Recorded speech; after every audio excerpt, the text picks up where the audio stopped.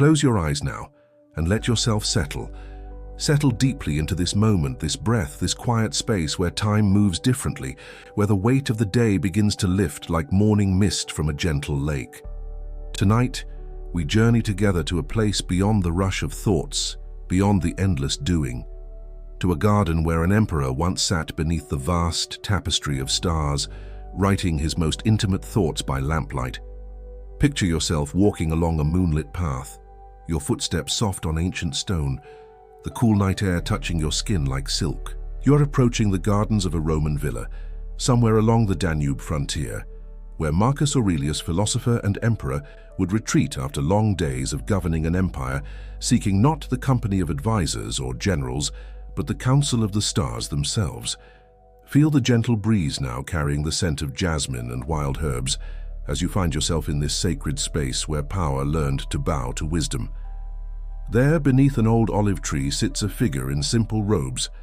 No crown upon his head, no symbols of authority.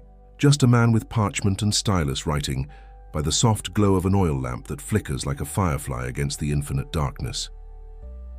"Welcome," he says without looking up, his voice carrying the weight of years, but also a strange lightness, as if he has learned some secret about carrying burdens. "I was just writing to myself about the stars," he continues, finally raising his eyes to meet yours, "and in them you see not the hardness of imperial command, but the soft curiosity of a child who has never stopped wondering. Settle yourself on the soft grass beside him. Feel the earth supporting you, solid and ancient beneath your body. The night is warm, but with that perfect coolness that makes your skin grateful for the air, and as you breathe in, notice how your lungs fill not just with oxygen, but with peace, with the kind of quiet that only comes when the day's demands finally fall away like leaves from autumn trees." "Do you see that constellation there?" Marcus asks, pointing to a cluster of stars that seems to pulse with gentle light. "I have been thinking about it, how each star burns with its own fire, yet appears to us as just a pinprick of light, and how we ourselves from some distant world might appear the same way. Small points of consciousness, flickering in the vast darkness. Let his words settle into you like stones dropping into still water, creating ripples that spread outward, touching the edges of your understanding. Feel your breathing slow naturally as you contemplate this image, your chest rising and falling like gentle waves against a quiet shore. There is something profoundly freeing," he continues, his voice barely above a whisper now, "in recognizing our true size in the cosmos, not to make us feel insignificant, but to release us from the burden of believing we must carry the weight of eternity on our shoulders." The lamp flickers, casting dancing shadows on the parchment where his thoughts flow like a quiet river. "I write these things not as an emperor," he says, "but as a man who has learned that the greatest kingdom to govern is not made of territories and armies, but of one's own mind, one's own reactions, one's own capacity to remain undisturbed by the endless changes that flow around us like wind through wheat. Feel your own mind beginning to settle now, like sediment in water that has finally been allowed to be still. Notice how your thoughts, which perhaps arrived here scattered and urgent, begin to slow, to space themselves apart like birds settling into trees at evening." Seneca once wrote to his friend Lucilius, "Marcus continues turning a page with hands that have signed treaties and held swords, but now move with the gentle precision of someone handling something precious, that we suffer more in imagination than in reality. And I have found this to be perhaps the most practical wisdom I have ever encountered. The night air stirs the olive leaves above you, creating a soft whisper that seems to agree, and you feel your shoulders releasing tension you didn't even know you were carrying. It's as if the very atoms of your body are remembering how to be at ease, how to exist, without the constant effort of pushing and grasping and defending." "Watch the stars with me for a moment," Marcus invites, setting down his stylus. "Notice how they appear to be fixed, eternal, unchanging, and yet we know that they too are born and die, that even they dance through cycles we cannot perceive from our brief moment of observation. As you tilt your head back to follow his gaze, feel the support of the earth beneath you, so solid, so reliable. Let your neck release its hold, let your jaw soften, let your eyes receive the starlight without effort. the way a flower receives morning dew. Everything flows, he murmurs, and you can hear in his voice the echo of Heraclitus, that ancient philosopher who understood that change is the only constant. The thoughts in our minds, the sensations in our bodies, the circumstances that seem so permanent and overwhelming, all of it is water in a river, always moving, never the same from moment to moment. Feel this truth settling into your bones, now the recognition that even this moment, this very experience of listening and breathing and being present, is already changing, already becoming something else, and there is profound peace in not needing to grasp it or make it permanent. I have been thinking lately, Marcus continues, his voice growing even softer, like a parent speaking to a child on the edge of sleep, about the difference between what disturbs us and what actually harms us. The wise person learns to distinguish between these two, to see clearly what is truly within their power to influence and what is not. Your breathing has found its own rhythm now, deep and slow, like the breath of someone who has finally arrived home after a long journey. Each exhale carries with it a little more of the day's residue. Each inhale brings fresh possibility, clean and unmarked as fresh snow. The Stoics speak of the dichotomy of control, he says, and even this philosophical term sounds gentle in the night air. But I prefer to think of it as a kind of cosmic courtesy, recognizing that the universe has its own intelligence, its own movement, and our role is not to command it but to dance with it. Above you, a shooting star traces its brief arc across the darkness, there and gone in an instant, and Marcus smiles. Perfect timing, he chuckles softly. Even the cosmos offers us teachings when we are ready to receive them. That star burned bright for just a moment, completed its journey, and disappeared without regret or clinging. Feel how your own holding on, your own resistance to the flow of things, begins to soften like ice in warm water. There is something in you that knows how to let go, how to trust the process of change, how to find stability not in making things permanent, but in remaining flexible, responsive, alive. I have ruled an empire, Marcus says, his voice taking on a distant quality, as if he is speaking from some timeless place beyond his particular circumstances.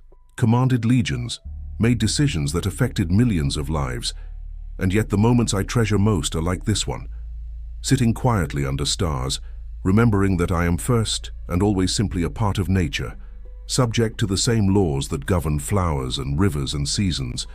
The olive tree rustles again, and you feel yourself sinking deeper into the earth's embrace, your body becoming heavier, more relaxed, as if gravity itself is helping you surrender the effort of holding yourself together. There is a meditation I practice, he shares, turning slightly toward you, his eyes reflecting starlight. I imagine my worries, my fears, my angers as clouds passing through the sky of my mind. I do not try to push them away or cling to them. I simply watch them form and dissolve like weather in an infinite sky. Try this now. Let your mind become vast and open like the night sky above you. Notice any thoughts or concerns that arise, and instead of engaging with them or pushing them away, simply observe them as phenomena in space, temporary formations that will naturally change and pass. The body too has its own wisdom, Marcus continues, and you can hear him shifting slightly, settling more comfortably against the tree. It knows how to rest, how to repair itself, how to find peace when we stop interfering with its natural processes. Tonight, let your body remember this ancient knowledge. Feel your muscles releasing now one by one, starting perhaps with your feet, those faithful servants that have carried you through countless steps. Let them grow heavy and still, rooted to the earth like the base of this ancient olive tree. Let this relaxation move up through your legs, your hips, your abdomen, like warm honey flowing through every fiber. Epictetus, who was once a slave before he became my teacher's teacher, understood something profound about freedom, Marcus whispers. He knew that no external circumstance could truly imprison the human spirit, that even in chains, one could choose their response, could maintain their inner dignity, could find space for growth and wisdom.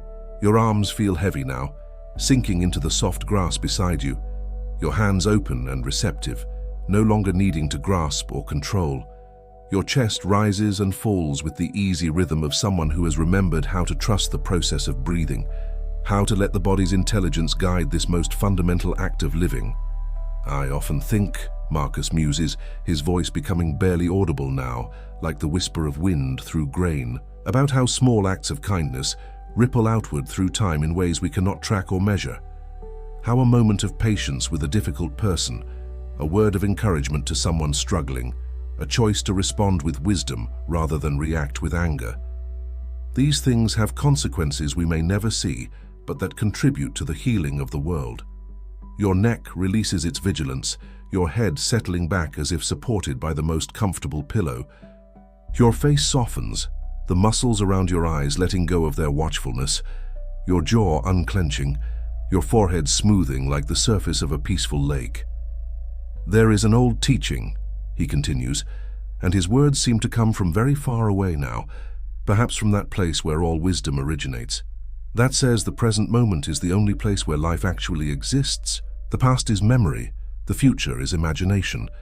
But this breath, this heartbeat, this awareness, this is where reality lives. Sink into this moment now.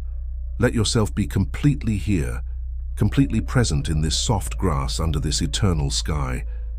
Feel how perfect it is to simply exist, to be aware, to witness the quiet miracle of consciousness experiencing itself through your particular eyes, your particular understanding. The Tao teaches us about Wu Wei, Marcus whispers, and you can barely hear him now, his voice blending with the night sounds of crickets and distant water. Action through non-action, accomplishing through allowing, leading by following the natural order. There is great power in learning when not to act, when to simply be present and let things unfold according to their deeper intelligence. Your thoughts are spacing themselves further apart now, like stars in the darkening sky of your mind. Between each thought, vast spaces of quiet open up, and in these spaces you find not emptiness, but fullness, not absence, but a presence so complete it needs no content. Sleep, Marcus says, and the word carries all the tenderness of a father blessing his child, is perhaps nature's greatest teaching about surrender. Every night we practice dying to the day that was, releasing our grip on waking consciousness, trusting ourselves to the unknown territory of dreams and rest. Feel this trust awakening in your body now, this ancient knowing that it is safe to let go, safe to release the day's burdens, safe to surrender to the healing power of sleep. Your heartbeat slows to match the gentle rhythm of the earth's own pulse. Your breathing becomes so quiet, it seems to merge with the breathing of the night itself. The Stoics believed, he whispers, and now his voice seems to come from inside your own mind, from that place where wisdom recognizes itself, that we are all part of one great organism, one cosmic body, and that what appears to be separation is really just a temporary forgetting of our fundamental unity. Let yourself feel this connection now, this sense of being held by something infinitely larger and more intelligent than your individual concerns. You are woven into the same fabric as the stars above, made of the same elements as the earth below, breathing the same air that has sustained countless generations of dreamers and seekers. Rest now, comes the gentle command, though you can no longer tell if it comes from Marcus, or from the night itself, or from some deeper wisdom within your own being. Rest in the knowledge that you are exactly where you need to be, that your life is unfolding according to a pattern more beautiful and intelligent than you could design. The lamp flickers lower, casting gentler shadows, and you feel yourself drifting like a leaf on a calm stream, supported by the current, needing to do nothing but allow yourself to be carried. The boundaries between your body and the night air become softer, more permeable, as if you are dissolving into the larger rhythm of existence. Remember, comes the faintest whisper, perhaps just the memory of a voice now, that you are both infinitely small in the cosmic scale and infinitely precious in the web of being. You matter in ways that ripple beyond your understanding, and you are free to rest in the knowledge that your simple presence is a gift to the universe. The stars wheel slowly overhead, ancient and patient, and you feel yourself becoming part of their eternal dance, your consciousness expanding and contracting like the universe itself breathing. There is nothing to figure out, nothing to fix, nothing to become, only this perfect moment of being held by the night, cradled by the earth, blessed by the infinite spaciousness of awareness itself. Sleep comes now like a gentle tide, washing over the shores of your waking mind, carrying away the debris of the day's concerns, leaving only smooth sand and the quiet music of waves. In this sleep, wisdom continues its work, integrating the day's experiences, healing what needs healing, preparing you for tomorrow's gifts. The Emperor's lamp finally gutters out, but the starlight remains. And in that eternal glow you find the deepest rest, the most complete peace, knowing that you are held by forces more loving and intelligent than you can imagine, knowing that it is perfectly safe to let go completely, to surrender to the profound mystery of existence, to trust in the goodness that underlies all apparent chaos. Rest now, dear one. Rest in the arms of the infinite. Rest in the knowledge of your true nature. Rest in the peace that passes understanding. The stars keep watch while you sleep. The earth supports your dreams, and somewhere in the vast intelligence of the universe, your particular journey of awakening continues even in the darkness, even in the deep rest that prepares you for another day of wonder. Sleep, sleep, sleep.